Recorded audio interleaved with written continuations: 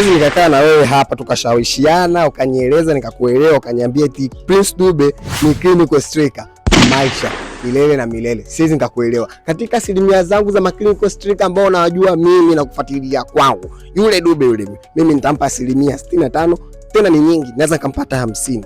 Uwezi kuniambia ni clinical striker. Jana tutalalamika Simba wamekosa nafasi na wao wameshinda mechi. Sawa, Yanga wameshinda tunashangilia, lakini Dube wamwangalie, wazidi kumwangalia tena. Na ndio maana hata Yanga katika usajili wao unaona wamejaza sana viungo washambuliaji pale mbele.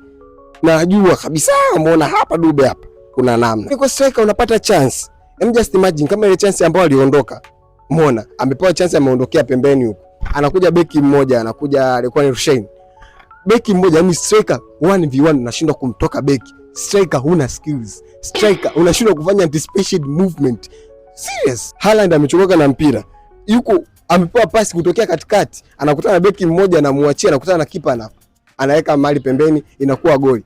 Dube ashio kufanya kitu kama kia, anaenda kule pembeni ajizungusha kule mpira unakuja unatoka, sio anashika mikono. Hakuna clinical striker pale. Yaani mtazidi kupeana moyo, lakini mimi nitasema ukweli. Pale sijaona clinical striker. Yule jamaa labda aenda kanolewa katika timu zingine kusanongonogo, ajifunza kufunga, ajifunza clinical au mazoezi mengi sana. Apata hata skills. Striker unakuwaje una skills, miguu yako lazima ijue kumove. Unamwona Celestine yuko anaingia pale anafanya attempt. Sasa ile anakuja anamtishia Rusheni analala sema naye mtu anateleza. Lakini striker unataka uwe kama vile Dube ni kwamba tu apite umwekee nafasi atokee hapa aweke tu mpira hivi. Unakuwaje kama pocha striker wakati wewe ni advanced striker? Jifunze skills miguuni huku. Huwezi ukacheza hivyo.